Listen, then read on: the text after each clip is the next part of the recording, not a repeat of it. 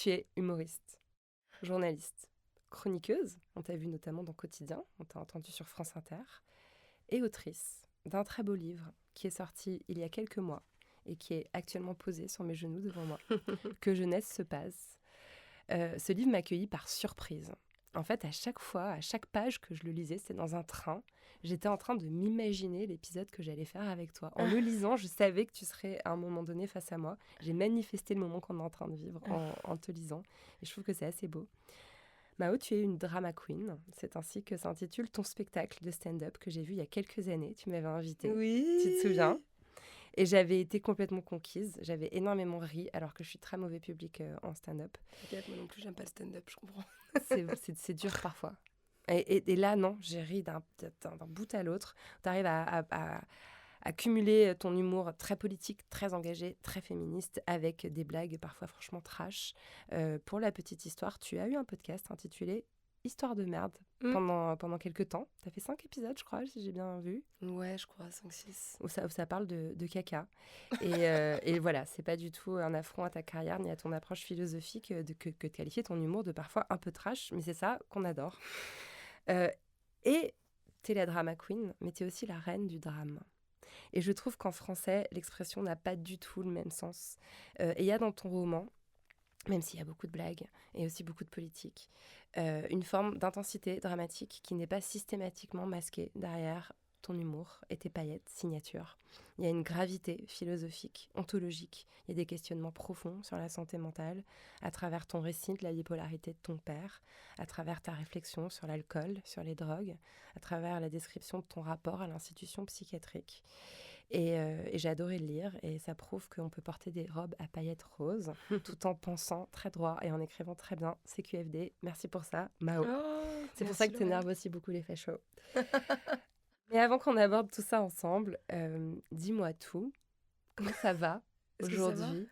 Comment ça va aujourd'hui, genre vraiment, sachant que cet épisode sera diffusé à la rentrée. Donc soit tu peux dire on est en juillet et on fait pas semblant, tu me dis comment ça va aujourd'hui, soit tu imagines comment tu te sentiras. Non, je rigole. Comment ça va là ? Comment ça va vraiment là ? Fin juillet. Là, je vais bien, mais je suis très très fatiguée. Et la fatigue, on croit que c'est comme ça, juste tout le monde est fatigué, mais c'est pas vrai, c'est un symptôme énorme pour le corps. Et je suis en surmenage depuis maintenant beaucoup d'années. Et voilà, et ça devient difficile. Et j'ai fait d'ailleurs un énorme burn-out cette année. Mais je suis en train de m'en remettre, mais la guérison est longue. Wow. Et je fais beaucoup de choses, je mets beaucoup de choses en place pour pouvoir continuer à travailler parce que, comme toi, je suis passionnée. Alors si j'arrête de travailler, je suis malheureuse. Ouais. Et voilà. Et d'ailleurs, ça s'est pas vu puisque tu vois, les psychiatres ont voulu me mettre en arrêt. Et ben non, j'étais à Quotidien chaque mardi, rigolote, j'ai fait ma tournée. Et plein d'autres trucs sont arrivés, mais je t'en parlerai après parce que c'est un peu en rapport avec le livre. Ok. Mais donc, quand tu dis que tu as fait un burn-out, tu as eu tous les symptômes du burn-out, mais tu es quand même allé travailler, quoi. Bah oui, en fait, moi, j'avoue, alors que je suis grave dans un milieu militant, pas du tout psychophobe et tout, je croyais que ça n'existait pas le burn-out, que c'était un peu faux, que c'était pour des gens qui avaient le loisir d'être en burn-out ou genre le privilège de pouvoir se permettre de l'être. Et en fait, moi j'avais eu des vrais symptômes, genre je me suis évanouie plusieurs fois. Une seule fois, tu vois, en 300 dates de spectacle, ça m'est arrivé en avril, il y a une meuf qui se lève pour aller pisser. Et juste, j'arrive à la fin du spectacle, un moment très prenant sur le droit des femmes et tout, je lui demande de pas rentrer avant la fin. Et elle rentre. Et ça me fait un bug total. Et je sais pas, et là, pour la première fois de ma vie, de ma carrière du mois, j'ai fait, je suis désolée, je peux pas, j'ai pas besoin de ça ce soir, bonne soirée.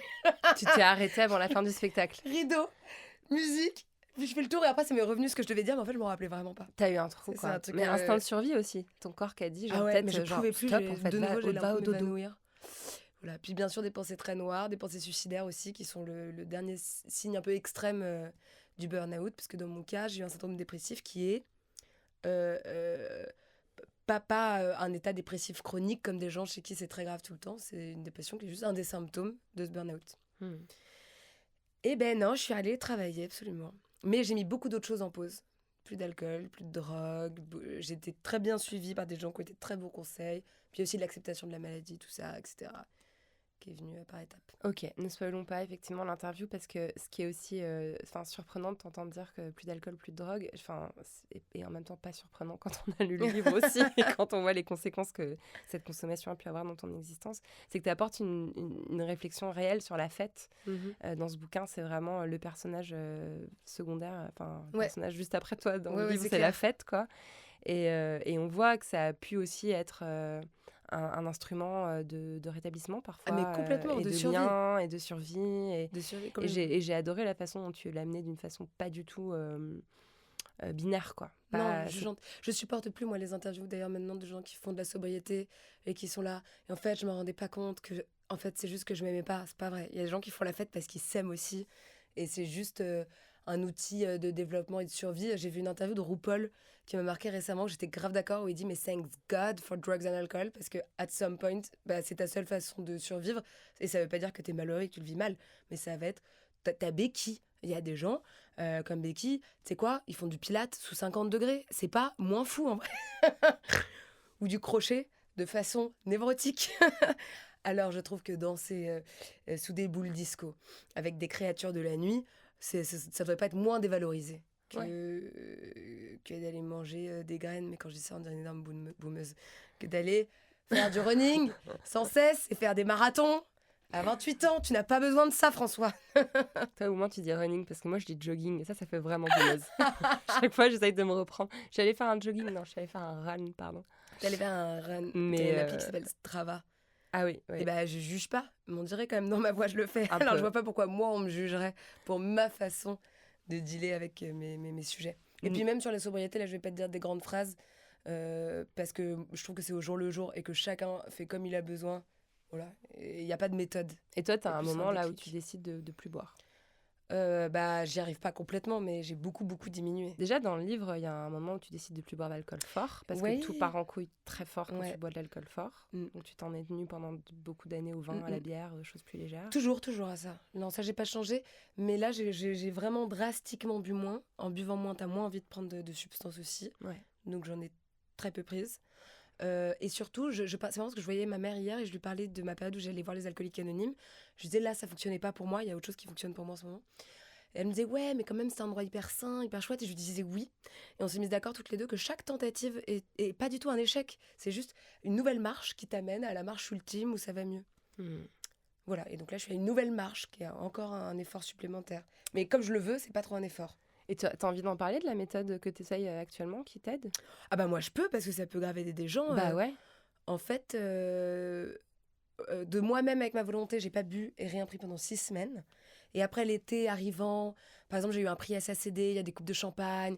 C'est la vie, ça te prend, forcément tu rebois. Et en fait, moi de ma vie, depuis que j'avais 13 ans, j'avais jamais été sobre 6 semaines. Donc j'avais jamais pu expérimenter les qualités de vie, de moins de fatigue, de retrouver son cerveau. Mais alors, ça me pose des difficultés aussi, je t'en parlerai après. Mais du coup, donc au bout de 6 semaines, je dirais qu'il y a 2 semaines où je bois 3 fois. Mais pour moi, c'est trop. Je trouve que c'est trop. Donc je décide là de voir une hypnothérapeute qui fait de l'hypnose, qui est incroyable. Et qui est moitié médium aussi, et qui est une psychologue clinicienne. Enfin, on n'est pas sur du charlatan, quoi. Et là, qui me suit beaucoup. Et alors, par exemple, je vais être sobre 10 jours, puis je vais reboire d'un coup, et on s'en parle entre elles. Et elle a une méthode où elle cherche à trouver exactement ce que j'ai ressenti, ce qui a fait que j'ai voulu le faire, quelles sont les origines de ça. Elle m'enlève comme mes épines pour comprendre ce qui, manifestement chez moi, est un trouble de développement. C'est pas normal de boire comme un trou à partir de 13 ans et d'en faire un de ses piliers de sa personnalité, de sa sociabilité. Mais du coup, on trouve pourquoi ça s'est fait comme ça et tout. Et plein de clés arrivent entre elle et les psychiatres que je vois. Je vis une période folle, j'en découvre des tonnes sur moi. Mais excuse-moi, mais dans ton livre, tu fais un tel travail aussi d'analyse. Par exemple, moi là, je suis pas ta psy, je suis pas psy, mais tu me dis, depuis que j'ai 13 ans, on sait quand même qu'à 12 ans, il t'est arrivé un petit paquet d'aventures d'affilée. Ouais. Entre le divorce de tes parents, la chute, l'accident grave que tu as eu, l'agression sexuelle. Il y a peut-être aussi pas mal de signaux qui peuvent aussi... Mais tu sais que je crois pas du tout que c'était ça. Ah ouais. Non mais preuve Doug. Parce que j'ai vu l'article que Beck BD a fait sur mon livre. Ah, je l'ai pas vu. Qu'est-ce qu'il a dit ? Il adore le livre. Et il s'en veut beaucoup d'adorer. Donc en gros, il dit que je suis une folle dingue, mais incroyable, très attachante, que le livre est fou, qu'il n'a pas pu le lâcher. Et il termine en disant comment cette... Donc quand même, il a besoin de dire que c'est difficile pour lui de m'aimer, parce qu'il dit comment cette chroniqueuse déconcertante de démagogie a-t-elle pu écrire un livre aussi émouvant Parce et que j'ai trouvé incroyable. ça mogo chaud pour lui. Et voilà, c'est Clairement. juste ça. Oui, c'est ça. Et c'est Il ça, fallait du coup, c'est de bonne il fallait guerre. qu'il envoie des petits signaux à ses amis Mais de voilà. droite pour dire attention, je ne suis pas en train Mais de moi, vriller. belle perf, tu vois, le dernier article sur moi dans le Figaro, c'était un truc où on croyait que j'étais une folle rouge gauchiasse qui voulait prendre les armes et tout. Donc, je trouvais ça marrant d'avoir cet article. Bref, dedans, il dit Mao commence à boire à 12 ans après avoir été violée. Ce qui, déjà, n'est pas le bon terme de ce qui m'était Bah, t'as arrivé. pas du tout été violée, t'as été agressée sexuellement. Oui. Et puis, du coup, lui, c'est marrant, un peu comme toi, il avait pu y voir une causalité. Moi, j'y vois pas une causalité parce que. Non, mais là, ça va être long, en fait, après, si je parle. Mais on est là dans un podcast, on a 1 heure. Hein. Moi, franchement, tu sais pas quoi, je peux laisser tomber mes questions et laisser l'interview se dérouler de façon complètement spontanée. Mais Je est-ce pense que tu ça crois va que être c'est ça. pas trop grave, justement, de se mettre aussi à nu dans un podcast? Moi, en vrai, je me suis posé la question en arrivant chez toi. Je comprends que tu sois méfiante. Je suis méfiante parce que j'ai un trauma qu'il y a un de an, on a cyberharcèlement. transformé ce que j'ai dit, menace de mort, de viol, j'ai dû déménager à cause de l'extrême droite et tout. Donc du coup, Ouais. c'est vrai que mon rapport à la parole a complètement Mais changé. je te comprends parce que j'ai vécu des choses similaires et ça a provoqué la même chose chez moi. Et je sais que Paloma Moritz, Salomé Saké, d'autres meufs, Nadia Dam, d'autres meufs journalistes féministes de gauche qui ont vécu ça une fois, après tu as envie de fermer ta gueule à jamais. Donc vraiment, je comprends. Même toute la promo autour du livre, tu vois, je vais faire 14 ou 15 interviews. Mais en fait, je m'étais vachement cadenassée. Et trop, parce que justement, par peur de cette parole. Donc, c'est-à-dire qu'avec mes potes, on avait fait toutes les questions possibles, on les a répétées. On les a répétées en disant ce qu'on pensait que les gens avaient besoin d'entendre ou ce qui était vendeur pour le livre.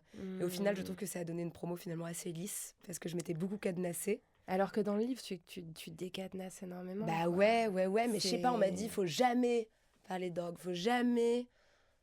Je sais pas, on m'a dit, faut pas parler de soi, faut machin. Bon bref, tout ça pour revenir. Donc, Oui, mais tu sais bien que l'intime est politique, en fait. Ouais, bien sûr. Tu vois, tout à l'heure, quand on parlait de la sororité qui s'est développée entre les meufs, c'est justement à force d'entendre nos récits de meufs. Enfin, moi, depuis que je t'ai lu, je t'aime encore plus. Enfin, tu vois, j'aimais ce que t'étais comme humoriste et comme journaliste quand je te voyais chroniquer, lâcher des grosses cuts sur la droite et tout. J'étais là, mais j'adore cette meuf. En plus, elle est trop belle. Mais maintenant que je t'ai lu, genre, j'ai envie de te prendre dans mes bras, en fait. Oh. J'ai envie de... Enfin, tu vois ce que je veux dire? C'est ça que ça suscite, le récit intime. Mais c'est pas la même chose dans un livre et dans un podcast, donc je comprends ta réticence. Alors, du coup, qu'est-ce que je te disais? Tu sais que pas quoi, on en était encore à comment ça va.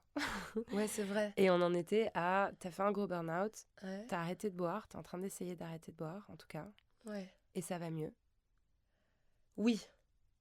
Et oui. t'es avec des psys qui t'aident à comprendre finalement le mécanisme qui tu me demandais pourquoi j'avais peut-être commencé à boire si jeune. Ouais. En fait, il se trouve que quand j'arrête de boire... Je sais pas si t'as lu le dernier livre de Claire Touzard. Ouais, bien sûr. Je l'ai reçu dans Folie Douce d'ailleurs. On a échangé il y a quelques mois. Et c'est marrant parce que j'ai lu son livre au début de ma sobriété. Donc dedans, elle raconte que quand la camisole chimique de l'alcool s'en va, elle découvre qu'elle est bipolaire. Et moi, j'ai commencé à avoir un comportement différent au bout de 3-4 semaines. Puisqu'en fait, je connaissais pas ma vraie personnalité. Puisque même si je suis très énergique et tout, il y a quand même un fond où t'es toujours un peu en descente ou toujours en gueule de bois. Et donc j'ai découvert, ça c'est l'enfer pour moi, parce que je me fous de la gueule de ça dans mon spectacle, je vais me cacher pour te le dire. Donc on m'a fait les tests et il se trouve que je suis HPI, TNAH.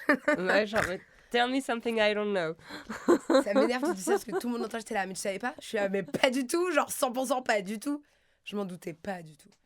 Alors, du coup, oui, j'ai vu que du coup, je devenais carrément... on passe plus d'être énergique. Ça veut dire que du coup, ma personnalité en étant sobre, c'est une surénergie qui peut saouler les gens. Voilà, je voyais en loge, par exemple, à quotidien, que je commençais à avoir une énergie qui était trop haute. Et moi, je trouvais que ça se gérait hyper bien parce que, comme j'ai fait un programme de MBSR, de méditation en pleine conscience, qui était 2h30 par semaine ces 2 derniers mois, qui me donne des outils. Du coup, je m'enfermais dans ma loge et je faisais une méditation guidée pendant 10 minutes. Et moi, je trouvais que ça se voyait pas. Et en fait, je crois que ça s'est archi vu. À un moment, je sors d'une séance d'hypnothérapie et je fais une chronique d'humour et où j'ai l'air stone, quoi. Et en fait, le producteur m'a dit après, mais en fait, j'étais inquiet, Mao. Genre, et en fait, c'est... Alors, tu vois, après, c'est subjectif l'humour, parce que moi, mon père, il m'a dit trop bizarre ce soir, trop marrante, la distance que t'avais et tout. Mais voilà, je me demande, tu vois, si eux ont pas perçu peut-être quelque chose, alors que j'étais persuadée que mon burn-out s'était pas vu, puisque j'en avais parlé à personne. Et je leur en ai toujours pas parlé d'ailleurs, j'étais en mode, ça les concerne pas, c'est ma vie, quoi. Mais en fait, du coup, ça s'est vu dans mon travail. Tout ça pour te dire que quand la psy, elle me demande, est-ce que ça vous intéresse de prendre de la Ritaline ou je sais pas quoi, je lui dis, bah non, parce que je fonctionne très bien comme ça pose aucun problème dans mon travail. je suis pas renouvelée à quotidien. Je suis en mode, en fait, peut-être que ça se voit un peu. Et l'autre truc que je me posais comme Oui, mais question... en même temps, la télévision, c'est aussi un endroit où on a beaucoup exploité ton côté, justement, hyper expansif et survolté. Comme tu me disais tout à l'heure, hors micro, que ton boulot, c'est d'arriver à écrire des textes où il y a une vanne toutes les 10 secondes. Ouais, c'est clair. Si on n'a pas une forme de neuroatypie de base, personne ne peut performer ça. La télévision cherche ça et même le suscite, le déclenche. Ouais. Enfin, je sais pas. Ouais, si, non, mais c'est vrai. Et du coup, tout ça pour te dire qu'en rentrant, justement, puisqu'on peut parler dans une frange très relative, mais donc de spectre de l'autisme dans mon cas, en fait, moi, il me semble plutôt maintenant, je suis passée d'un truc où j'avais aucun ami au primaire, j'étais du coup très introvertie et reclus sur moi-même. J'ai été considérée comme méchante par la plupart des gens, parce que je ne comprenais... Maintenant, en fait, tout s'éclaire pour moi, parce qu'en fait, je ne comprenais aucun code social. Et que donc, quand j'ai compris comment fonctionnait l'humour, on va dire vers la 5e, parce que j'avais envie d'avoir des amis quand même, ça me donnait envie. Alors... T'avais l'air sympa comme expérience. Oh, je voyais dans les films et tout, ça avait l'air vachement chouette. C'est nul d'avoir des anniversaires avec personne qui vient. Et donc, du coup, je deviens la fille drôle. Et c'est vrai que comme aussi, je pense, on est dans le moment des années rock où on glamourise beaucoup les comportements à risque et tout. Du coup, je comprends complètement que l'alcool soit venu, pas comme une béquille, mais comme un surplus encore de personnalité, puisque en fait, ça me fait trop chier maintenant de l'admettre, puisqu'en fait, oui, j'avais de l'anxiété sociale dès que j'étais dans des soirées et tout. Donc boire, ça te donne grave confiance en toi. Après, du coup, tu deviens la meuf folle. T'as vu Mao, elle était trop folle, elle était trop bourrée. Tu sais qu'elle a encore genre vomi sur Damien. Bah, je préférais toujours être ça que la fille bizarre ou être la fille grosse. Et donc là, il y a eu un trouble de développement puisque c'est devenu genre tellement une construction de moi que quand maintenant je réalise que c'est même devenu mon personnage de scène, mon personnage de spectacle, que j'ai écrit un livre là-dessus, je me dis, ouais, c'est aller super loin. Tout ce que j'ai pu faire pour être aimée et acceptée, quoi. Et voilà, et ça venait juste du fait que je comprenais pas trop comment ça fonctionnait les relations. Maintenant, au contraire, moi je pense que je me suis tellement adaptée que ça peut pas du tout se voir. C'est pour ça que moi je savais pas du tout que ce que je te raconte sur mon diagnostic. Parce que je suis hyper sociable. Ouais, mais c'est justement un truc qu'on retrouve énormément chez les meufs avec un TDAH et une forme de neuroatypie, c'est cette volonté Il y a de beaucoup masquer. de femmes autistes quand même parmi les stand-upeuses. Je pense à Fanny Ruette ou à Florence Mendez. En fait, on est nombreuses dans ce cas-là.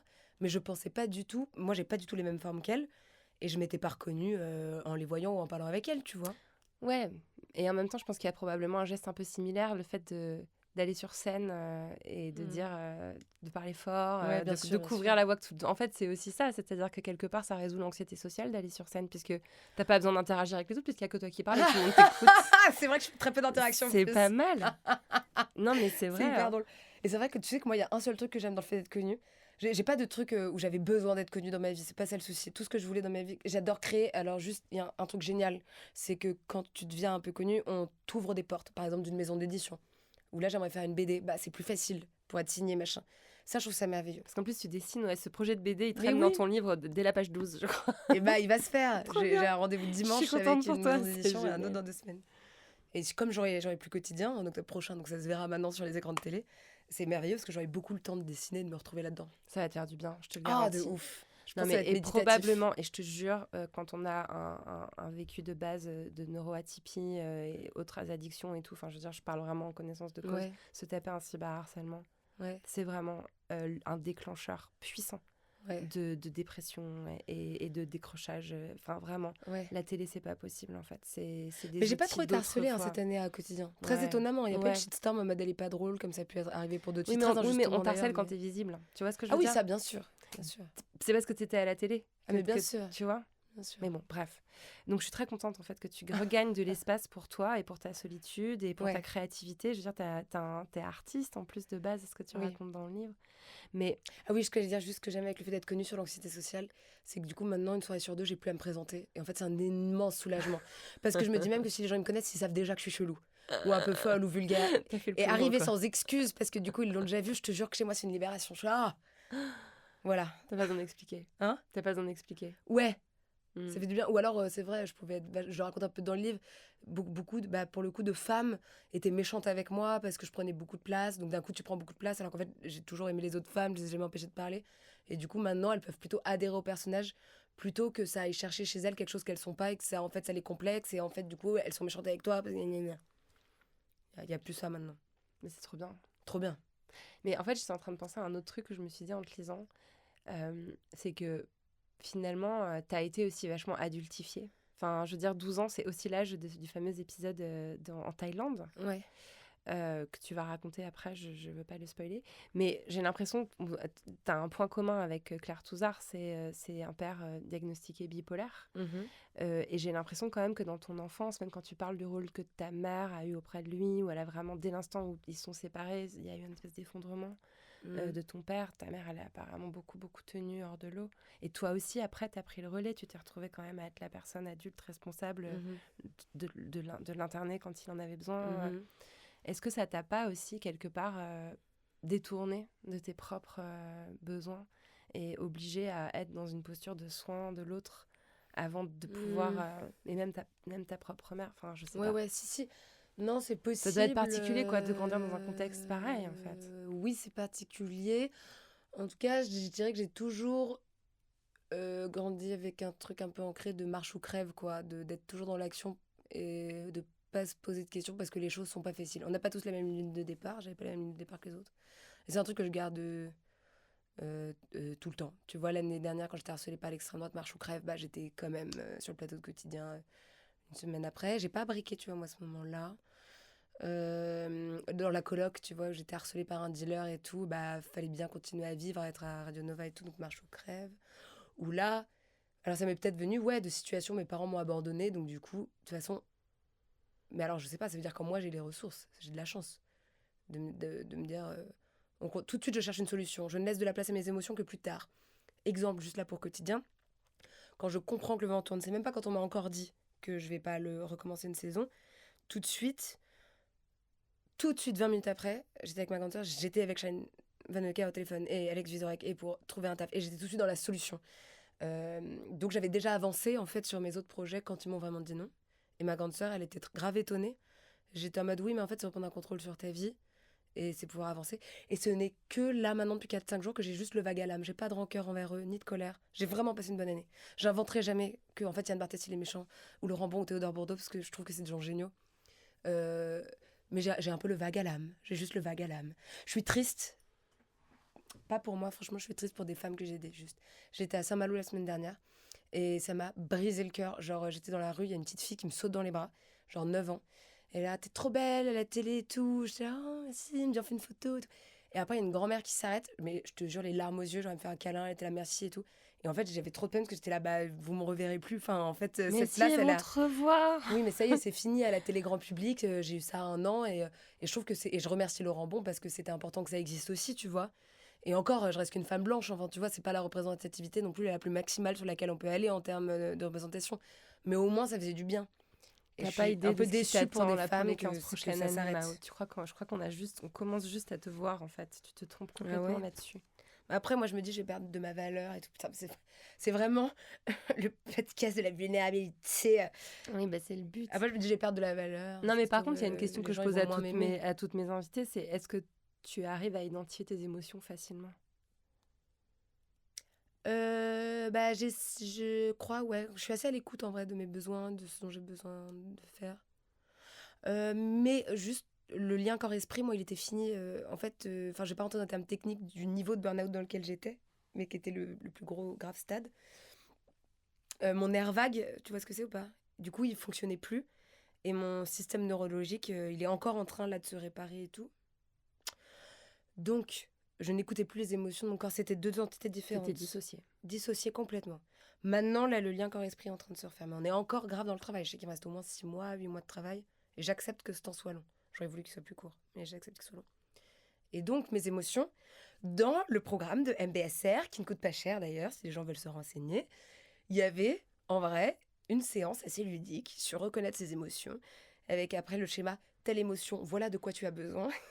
Et en vrai, je l'utilise un peu, genre, je sais plus quand dernièrement, j'ai entendu un truc méchant dit sur moi, j'ai eu peur. Je dis alors, quand on a peur, la solution, faut être dans un contexte qui te met bien, avec des gens qui te mettent bien, faut être rassurant et chaud. Ah, alors je vais faire ça, plutôt que d'aller en teuf. Mais oui, mais c'est vrai, mais cela dit, tu le dis, Donc, tu je suis le en dis train sur un peut-être- ton sarcastique, mais c'est très vrai, tout ça, et c'est important, Oui. et c'est dur à identifier. Parfois, on n'arrive pas à identifier pourquoi on est mal, en fait. Ah Ça ouais, fait tellement non, de bien j'ai d'arriver jamais à eu cette dire, difficulté. ça c'est la tristesse, la peur, la colère, Ok. ça aide de ouf. Non, bah j'ai de la chance. Peut-être aussi parce que moi, très jeune, mes parents ils m'ont amené chez le psy. C'est jamais tabou chez moi en vrai. Premier psy à 7 ans, beaucoup à 10 ans. En fait, d'autres jusqu'à 18 ans à peu près. Il y avait 25. Donc, du coup, non, ça va. Je suis pas. Non, je crois que ça va. Je suis assez connectée à ce que je ressens. Ah oui, ça t'a forcément aidé beaucoup, clairement. Et le fait aussi d'avoir accompagné ton père, de t'être posé aussi des questions. Oui, je me suis renseignée aussi, c'est vrai, scientifiquement, même sur ce que c'est maladie est. Parce que tu racontes que l'une des premières fois que tu l'accompagnes à l'hôpital, on t'explique que c'est extrêmement héréditaire, on te donne 2-3 symptômes et tu fais attendez. Ouais. Non, mais moi, j'ai rien dit. C'est lui qui m'a demandé de raconter ma vie et qui m'a dit je pense que vous êtes bipolaire. Notamment, le stand-up pouvait complètement correspondre à un paravent, puisque il y a besoin beaucoup de nouveautés, de sensations fortes quand tu es bipolaire. Et que rentrer dans une arène de stand-up, surtout quand t'es pas connu, c'est toujours une aventure, bonne ou mauvaise, mais de l'adrénaline, t'en as à foison, quoi. Tu parles tout le temps, ta folie, elle est exacerbée, elle est mise en valeur. Voilà, bon, il se trouve, moi, dans mon cas, que pour l'instant, et je suis allée voir 3 psychiatres là, non, c'est bien le truc TDAH-HPI parce que je n'ai jamais eu de phase pour l'instant, j'espère, dépressive sans aucune explication. Donc j'ai que ce qu'on appelle la phase haute et je suis pas maniaque non plus. Oui, donc tu restes dans des... Tu n'atteins pas les pics et les creux très importants qui permettent d'identifier la bipolarité. Mais je peux être très haute en énergie. Dernièrement, tu vois, j'ai rencontré plusieurs personnes, dont un pote. Genre, j'étais un peu vexée, genre, ils me font... En soi, ils sont là... T'es intense, hein. Mais c'est ce ton-là. T'es très intense. Alors, je sais pas, tu vois, c'est un défaut apparemment, mais je sais que non, c'est pas des comportements maniaques, que je coupe pas la parole des gens comme une folle. Si, un peu, pas que le côté TDAH, un peu. Ça, c'est TDAH. Mais je le travaille beaucoup. Ça, c'est difficile. Est-ce que tu crois aussi que dans une certaine mesure, cette intensité qui était une espèce de donnée neurologique pour toi, en fait, elle t'a pas un peu rendue féministe? Parce que... Si. Tu vois ce que je veux dire? Que finalement, ça met tellement en colère de devoir se taire, être silencieuse, être bien polie et bien dans son coin en tant que femme quand on a cette personnalité explosive. Grave. Complètement. Je pense que j'étais féministe de fait, mais dès l'adolescence, quoi. Puisque j'étais ronde, des gars m'appelaient la grosse, et j'en avais rien à battre, et je m'habillais déjà comme une chouin, que je fumais, je buvais comme un bonhomme, et je le revendiquais, que je parlais trop fort, mais du coup, on m'a beaucoup punie pour ça. J'ai été saquée par tous mes profs, jusqu'à mes 25 ans, jusqu'à la fin de la fac, jusqu'à mon premier métaph à LCI, saquée pour cette raison.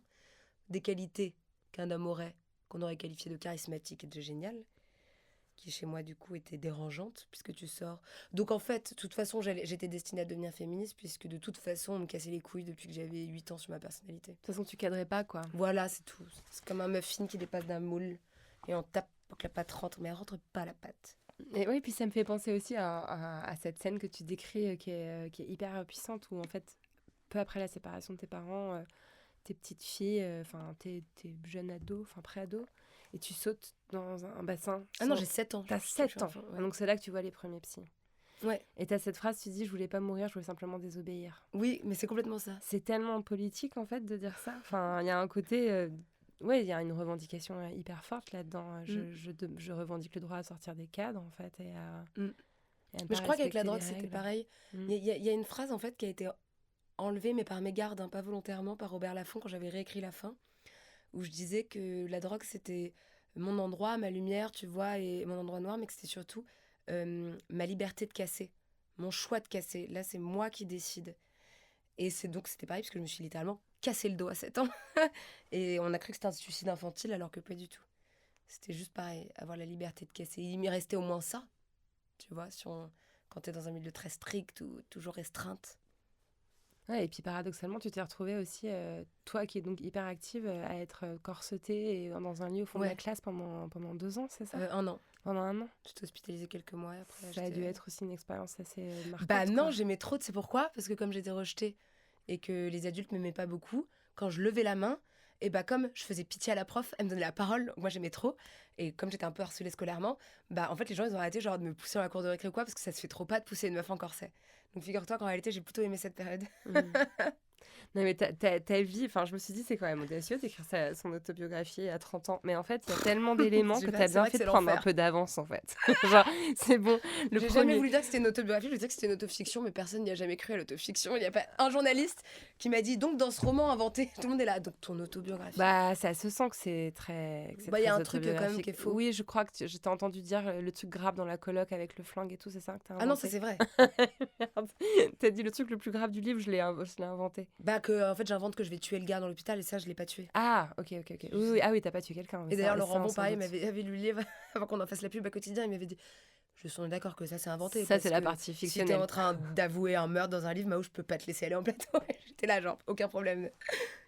Vraiment, c'est très inventé. Mais en fait, ça m'a fait penser aux 8 femmes.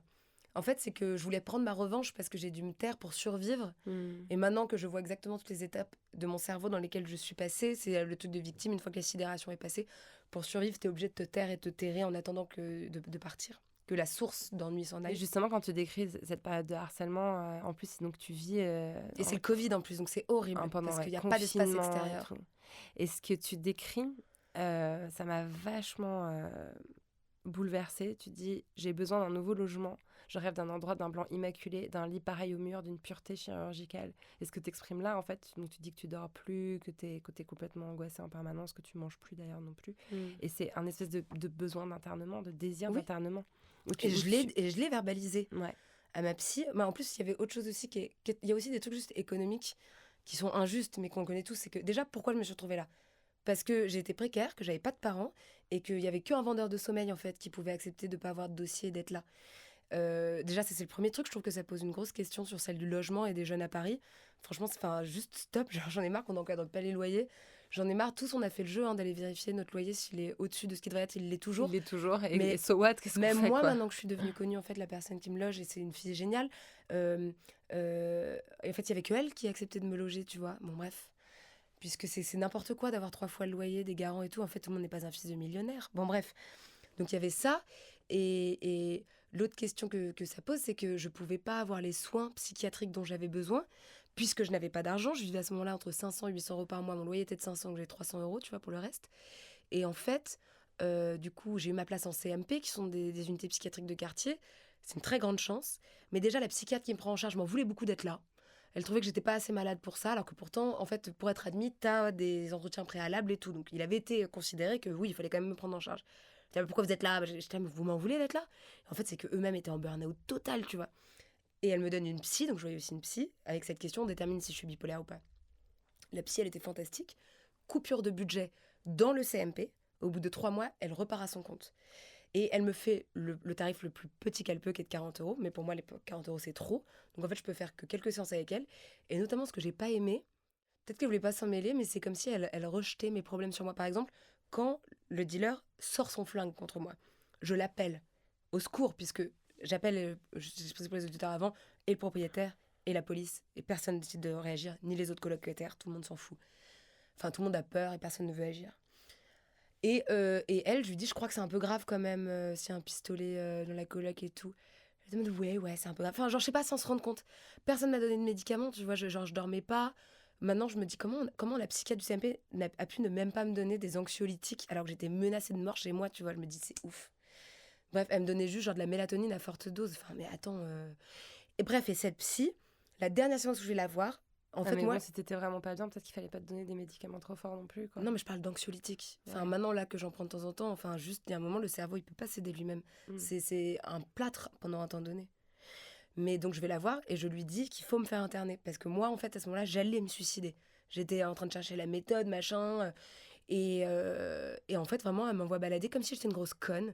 Elle était là, vous savez pas du tout de quoi vous parlez, vous êtes pas du tout folle. Déjà, c'est pas pour les fous, en fait, d'aller en hôpital psychiatrique. Alors, il se trouve que je sais particulièrement ce que c'est, parce que j'ai une de mes meilleures amies qui a été pendant des mois, qui j'ai rendu visite. Une autre de mes amies, mon père. Donc, en fait, je sais à quoi ça ressemble.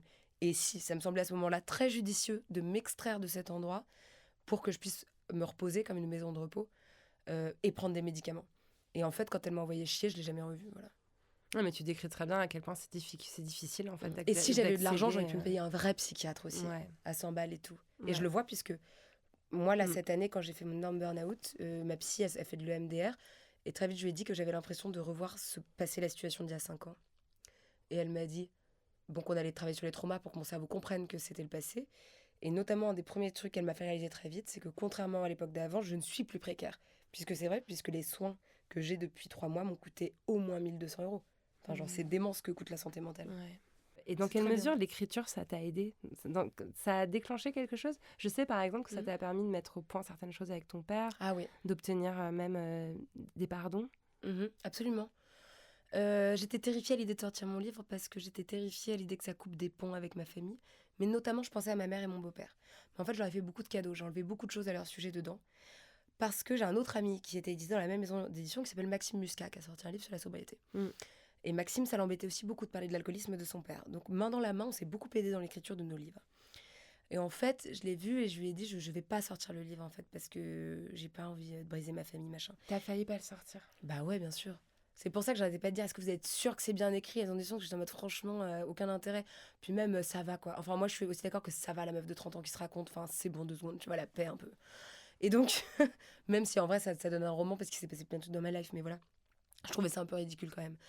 Et en fait, lui, il me dit que ce qu'il a fait avec son père et sa mère, c'est déjà, tu relis ton texte avec bienveillance. Est-ce que tu as de la bienveillance envers eux?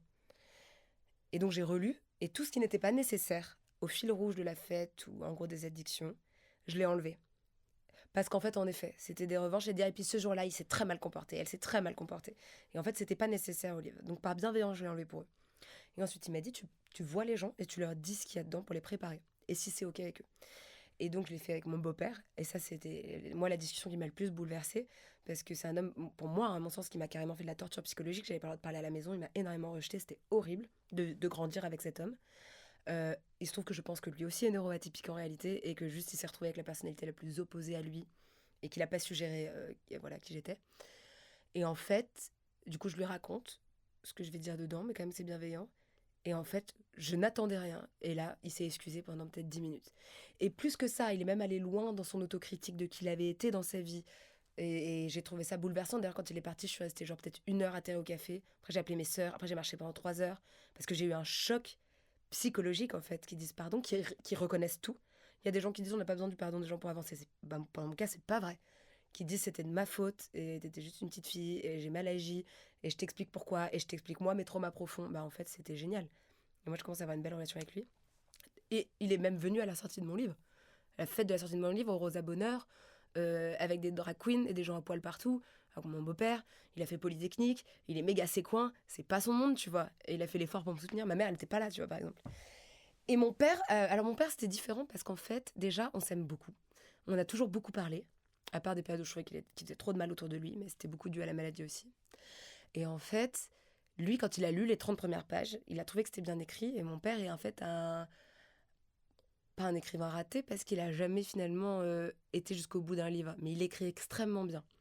Et donc, je crois que pour lui, c'était un peu aussi de réaliser son rêve, que je le fasse. Et il trouvait que c'était bien écrit. Donc, il a dit, allez, franchement, ce livre me défonce, mais ça vaut le coup. Ça, c'est un très beau cadeau d'amour, franchement. Parce que quand même, on a le même nom de famille, tout ça. Et puis, c'est allé plus au-delà de ça, puisqu'il a dû signer des papiers d'avocat disant que c'était OK que le livre sorte. Et c'est lui qui a lu la dernière version du livre en plus, parce que j'étais trop au bout du rouleau.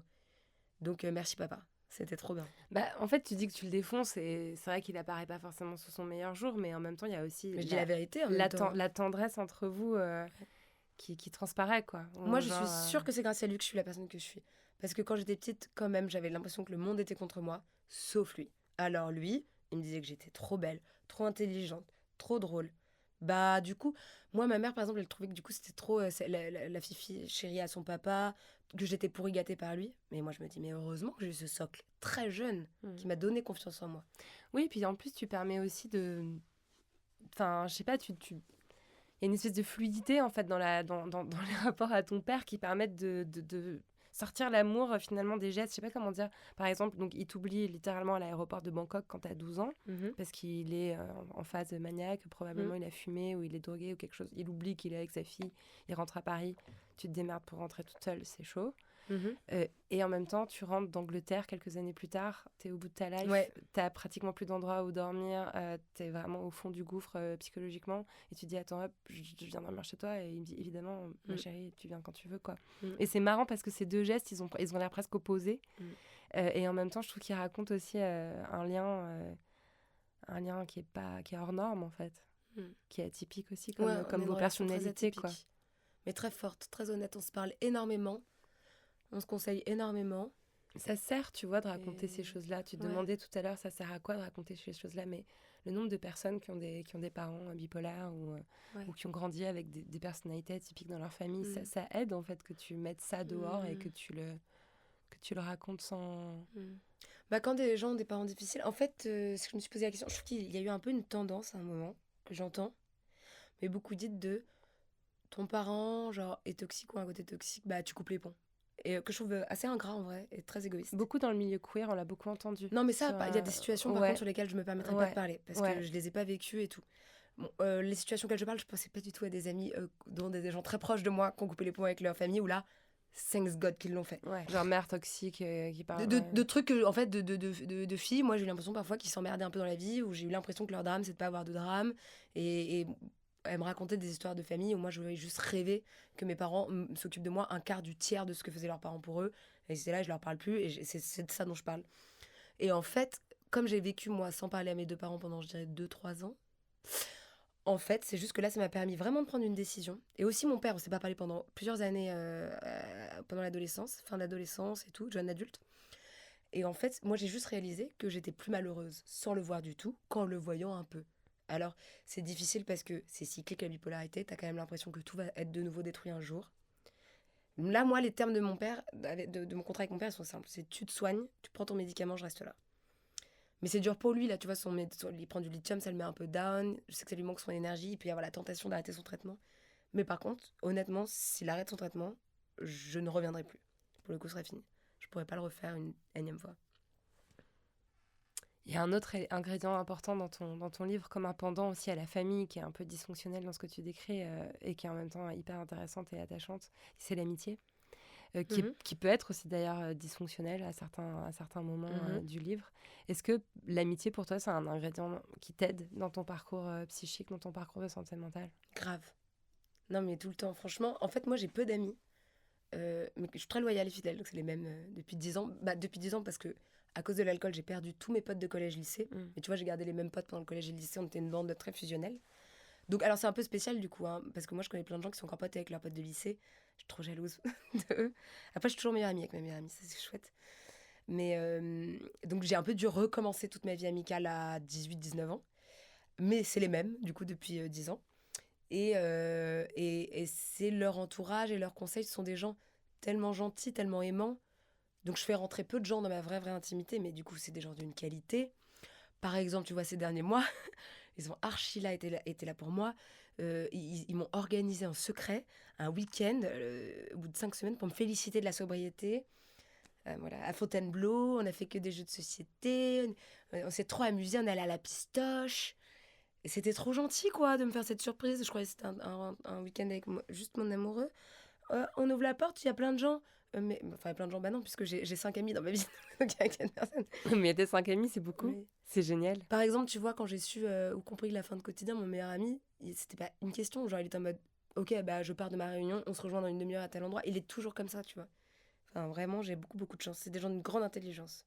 Donc, est-ce qu'ils sont importants? Ils sont vitaux. Et qu'est-ce que tu fais aujourd'hui pour soigner cette amitié qui est si importante pour toi, que tu faisais pas autrefois, que tu n'avais pas fait, par exemple, avec ta bande d'avant, tes 18 ans? Eh bien, dans ma bande d'avant, j'avais trop de choses pas réglées. Donc, en fait, au fond, je jouais avec l'amour des gens. J'étais jamais certaine que c'était vrai. Parce que je pense que j'étais très traumatisée encore en vrai par le collège, enfin le primaire. Les relations même dans ma famille. Et du coup, je sais qu'un de mes grands trucs, qui était un jeu narcissique ou pervers, très très dur, c'est que par exemple, je reprochais beaucoup à mes amis, en réalité, de pas m'aimer, alors qu'ils faisaient tout pour moi quand j'étais ivre. Et ça les faisait pleurer. Et je pense que j'avais un plaisir à les voir pleurer, à avoir un contrôle sur les émotions des gens. C'est hyper weird de le dire, mais après, le dire, c'est admettre d'avoir fait une erreur. C'est pas grave de faire une erreur dans sa vie, ce qui est très grave, c'est de le reproduire. Moi, j'ai eu une énorme mise en question, en fait, après la fin de cette bande, parce que j'ai compris que j'avais eu des côtés monstrueux dans mes amitiés. Du coup, je me suis remise grave en question. Je suis allée voir des addictologues. J'ai arrêté l'alcool fort. J'ai beaucoup réfléchi, en fait, sur pourquoi. J'ai beaucoup parlé avec ma meilleure amie, qui est restée mon amie, qui était dans ce groupe. Et voilà, quoi. Et donc, j'ai tiré les leçons, et donc, je suis devenue quelqu'un de gentil. Enfin, en fait, je l'étais gentil au fond, mais j'étais tellement détruite par plein de trucs, tellement dysfonctionnelle que ça pouvait pas se voir.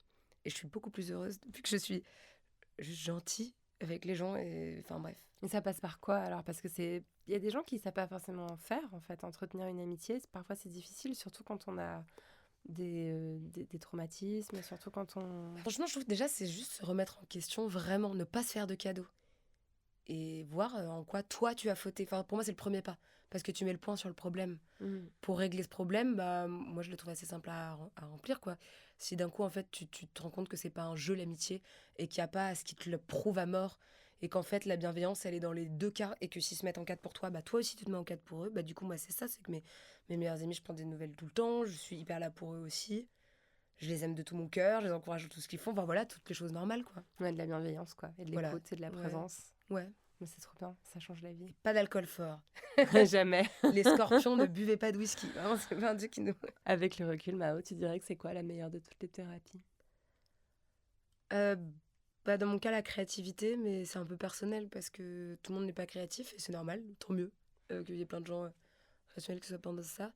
Mais moi, c'est vraiment l'endroit qui est vital, voilà. Donc quand j'écris ou comme tu parlais de la BD, là, j'ai tellement hâte de m'y mettre, de dessiner, d'avoir pu m'exprimer, d'avoir eu cette chance de percer aussi. Franchement, c'était chouette, quoi, parce que c'était beaucoup de travail dans l'ombre pendant des années avant. Et réussir, ça veut pas dire que t'es plus talentueuse que les autres. Moi, je connais des gens qui sont aussi talentueux que moi, plus talentueux que moi, qui sont pas connus encore dans le stand-up. C'est un mélange de plein de trucs. Ça va être... je trouve que c'est du talent, ok, et du travail, et des rencontres. Mais parfois, c'est horrible. Parfois, il y a des vies où les rencontres, elles se font pas. Donc, j'ai eu beaucoup de chance d'avoir pu m'exprimer à Nova, à Inter, à quotidien. Et ça m'a beaucoup aidé. C'était une très bonne thérapie. Ça a été mon phare dans la nuit, tu vois, dans plein de moments. Ouais. Tu vois, même là, moi, je pense que quand j'ai pas voulu me mettre en arrêt ces derniers mois, ça m'a aidé en fait d'être quand même belle.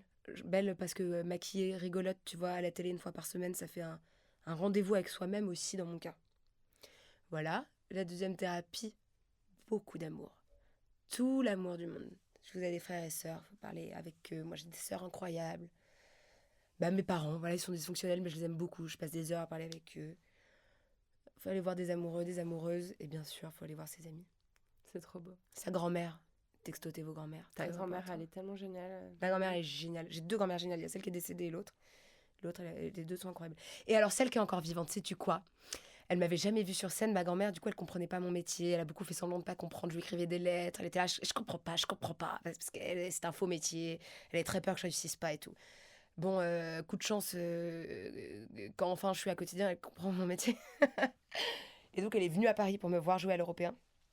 Et à la fin, j'ai dit que ma reine était là, que je voulais que tout le monde se lève pour l'applaudir. Et elle était, genre, elle s'y attendait pas du tout. Elle est hyper humble, ma grand-mère. Et elle avait les larmes aux yeux. C'était trop beau comme moment. Voilà, je suis trop heureuse qu'on se soit offert ce moment. C'est trop beau. C'était trop beau. Ouais. Moi, Geneviève, je t'aime. Bisous, Geneviève. Il y a un petit truc qui m'a vachement...